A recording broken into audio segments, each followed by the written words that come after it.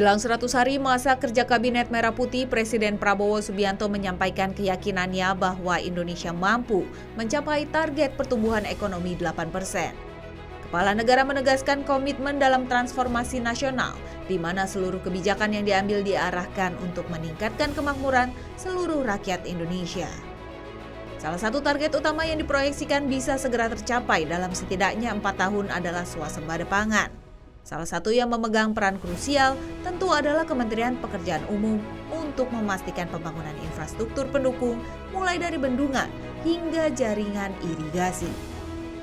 Di awal 2025 ada 6 bendungan yang tersebar di 5 provinsi untuk mendukung terwujudnya swasembada pangan, yaitu Bendungan Rukoh dan Keruto di Aceh, Bendungan Jelantah di Jawa Tengah, Bendungan Sidan di Bali, Bendungan Marangkayu di Kalimantan Timur, dan Bendungan Meninting di Nusa Tenggara Barat.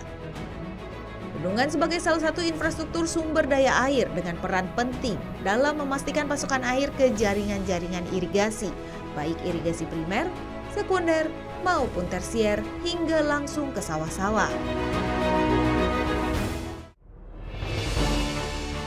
Menteri Pekerjaan Umum Dodi Hanggodo menyebut sesuai arahan Presiden Prabowo, maka pada periode Kabinet Merah Putih ini, Kementerian PU akan lebih fokus pada peran transformatif. Lebih dari sekadar pembangunan infrastruktur, Kementerian akan menjadi enabler pertumbuhan ekonomi dengan target ICOR di bawah 6, mengentaskan kemiskinan menuju 0%, serta mendorong pertumbuhan ekonomi 8%. Ada 8 pilar utama untuk mewujudkan ini, yaitu dengan optimalisasi biaya dan aset, investasi infrastruktur, percepatan penyediaan akses infrastruktur dasar, penyerapan tenaga kerja, penguatan dukungan kawasan prioritas dan konektivitas, serta swasembada pangan.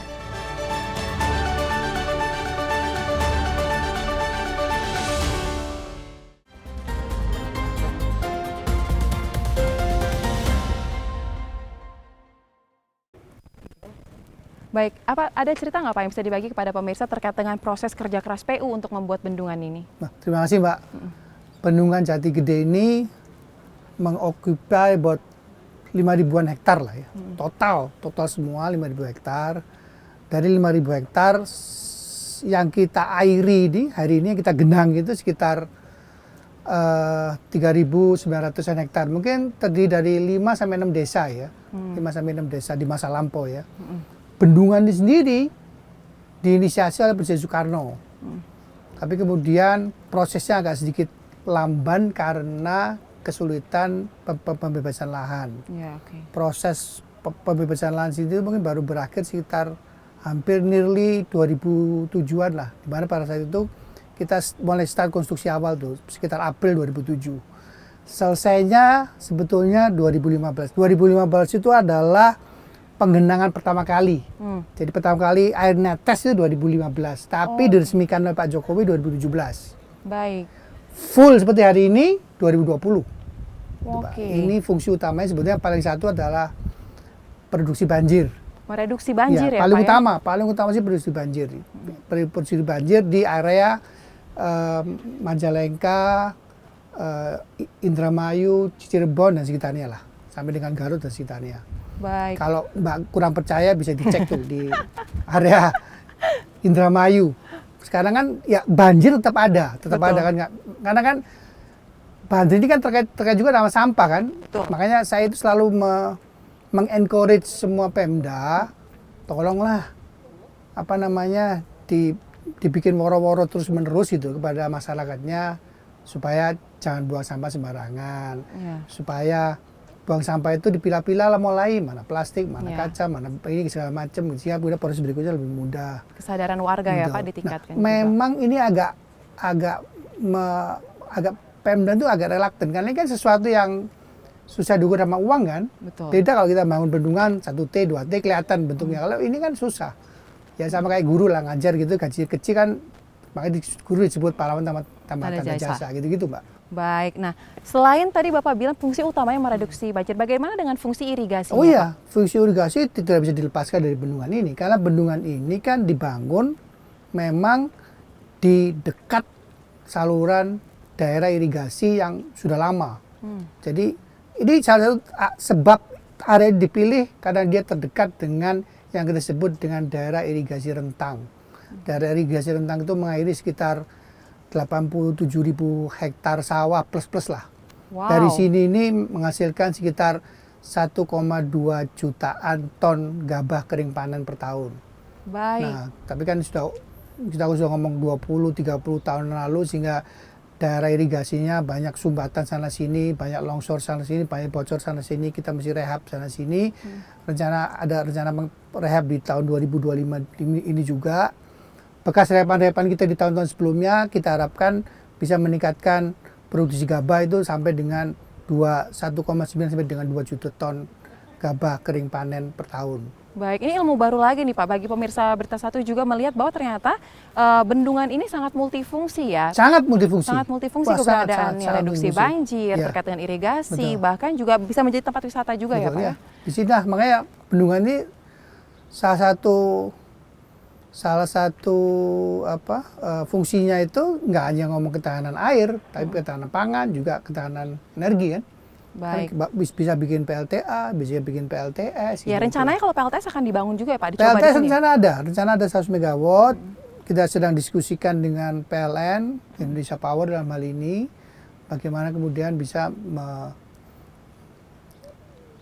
memastikan itu akan terjadi seperti PLTA-nya, kira-kira gitu lah. Oke, ini juga salah satu bagian dari target Indonesia menciptakan energi yang bersih ya Pak, energi yang baru ya. Green energy, terus bagaimana kita bisa bertransformasi secara lebih cepat dari energi fosil menjadi energi baru dan terbarukan. Green energy dan blue energy kita harus tingkatkan dengan cepat. Kita harapkan kurang dari 10 tahun kita bisa bertransformasi penuh kepada green energy dan blue Green energy energy tersebut ya Pak ya. Nah sekarang saya mau bahas nih Pak terkait dengan PU-nya sendiri. PU, Di bawah oke. komandonya Pak Dodi, PU ingin membuat suatu perubahan shifting kerja yaitu Betul. menjadi enabler pembangunan. Nah terkait dengan ini mungkin bisa Pak dijelaskan sedikit apa yang menjadi fokus PU saat ini? Sebetulnya PU ini kan orang-orangnya top-top hebat semua lah, pekerja keras semua. Yang kurang dikerjakan itu adalah satu, melihat konektivitas, apa yang dikerjakan si A itu kadang-kadang nggak nyambung sama yang dikerjakan si B. Jadi itu suatu hal yang kita mesti kerjakan. Terus apa sih efek positifnya ke masyarakat sekitar gitu ya? Tidak hanya ngomong ke depan ekonomi naik 8%, tapi hari ini nih kalau lu bangun jalan misalnya warung samping itu kira-kira Dampak apa yang dirasakan? itu sesuatu hal yang saya sekarang lagi encourage teman-teman untuk juga mulai ngeliat tuh. Karena itu kan sesuatu hal yang cepat dan kemudian kita bisa langsung tahu, oh ini kurang begini, kurang begitu kan dari situ. Nah, itu dulu kita lihat tuh, itu dulu lagi. Karena kalau saya mencoba menerjemahkan apa yang Pak Prabowo di mana-mana sering bicarakan, ICOR turunin, kemiskinan turunin, ekonomi harus naik sekian persen. Nah, itu kemudian kami canangkan bersama-sama dengan para Dirjen, Sekjen, dan Irjen, dan Ibu Wakil Menteri, kita canangkanlah PU 608. PU 608 itu basically bagaimana PU itu bisa membantu Pak Presiden menurunkan ICOR turun dari 6. Ya betul. Salah satu cara adalah yang kita sedang upayakan, kita tingkatkan kemudian dari tahun-tahun kemarin adalah penggunaan APBN di proyek-proyek ini kita minimalisirkan. Tapi tingkatkan kolaborasi. Ya, benar. Kita tingkatkan kolaborasi dengan swasta, kita tingkatkan kolaborasi dengan stakeholder di luar. Di luar ini kan banyak uang beredar nih. Betul, Tinggal kita bicara dengan mereka. Saya sih yakin kalau kita bisa yakinkan mereka kebocoran itu 0%, saya yakin mereka akan berdatangan. Yang jadi masalah kan selama ini adalah terasumsi kebocoran itu tinggi, sehingga udah orang-orang akhirnya males kan berinvestasi di Indonesia kan begitu. Begitu sebenarnya ICOR kita kan tinggi banget. Betul. Nah, target saya sebetulnya ICOR itu paling enggak bisa di bawah 6 lah, 5,9, 5,8. Mudah-mudahan bisa kurang lagi. Baik. Yang berikutnya yang 0% itu kemiskinan. Ya betul. Kemiskinan harus kita dorong habis sampai ke dengan 0%. Jangan ada lagi deh kemiskinan ekstrim, itu nggak boleh lagi dah. Mosok Indonesia sekaya ini masih ada masyarakat yang miskin, nggak boleh gitu. Tidak boleh. Yang terakhir tadi 8 yang ya Pak? terakhir adalah pertumbuhan ekonomi 8%. Baik, nah terkait dengan target-target ini Pak, apakah dari internal PU sendiri menetapkan skala waktu tertentu untuk evaluasi target-targetnya di internal? Oh iya, secara berkala kita harus evaluasi. Ada 3 bulanan, ada 6 bulan, ada tahunan. Biar progresnya terlihat ya Pak ya. Baik, terakhir Pak, pertanyaan saya. Ini merupakan tahun pertama Kementerian PU kembali menjadi PU lagi. Karena kan 10 tahun terakhir, 1 dekade terakhir masyarakat kenalnya PUPR ya Pak ya. Nah, di Komando yang Pak Dodi Hanggodo sendiri, apa yang menjadi harapan Pak Dodi dan apa yang ingin disampaikan kepada masyarakat untuk dapat mendukung juga kinerja dari pemerintahan Prabowo Subianto khususnya melalui Kementerian PU Pak? Silakan. Ya, basically saya tadi kan saya sampaikan, sebenarnya teman-teman PU ini sudah jagoan semua, hebat-hebat semua. Tinggal kemudian kita lebih sering mendengarkan feedback dari masyarakat sekitar, feedback dari masyarakat-masyarakat yang terkena dampak infrastruktur kita. Feedback itu insya Allah bisa membuat kita lebih kuat lagi, lebih besar lagi. Nah ini salah satu hal yang makanya kan dalam beberapa kali kesempatan saya ke lapangan kan saya mesti ketemu dengan petani. Betul. Dan ketemu dengan petani saya upayakan tidak melibatkan pejabat setempat, karena sudah menemukan pejabat setempat saya tahu jadi diskusinya jadi nggak cair ya Pak? Cair, jadi lebih banyak basa-basinya. Saya nggak mau itulah. Okay. Saya ingin benar-benar mendapatkan masukan dari masyarakat. Saya selalu ngomong Bu, dalam setiap kali saya ke lapangan tuh marah boleh, asal jangan saya diludahin atau saya ditampar, kalau fisik janganlah gitu. Saya justru mengencourage para masyarakat itu menginfokan ke kita. Memang di kita banyak kekurangan. Plus yang kedua kan juga anggaran terbatas yang mohon dimaklumi. Yang ketiga kan kita ini kan aturan banyak banget Bu. Jadi saya juga harus menjaga agar kita PU ini kerjanya di real governance yang tepat gitu loh. Kira gitu Bu.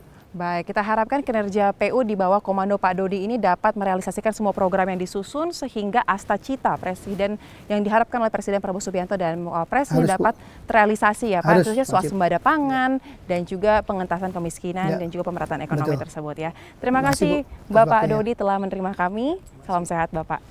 Dan pemirsa, inilah akhir dari berita satu spesial bersama dengan Menteri PU Dodi Hanggodo. Akhir kata saya Soza Hutapea atas nama seluruh kerabat kerja yang bertugas mengucapkan terima kasih atas atensi Anda. Sampai jumpa.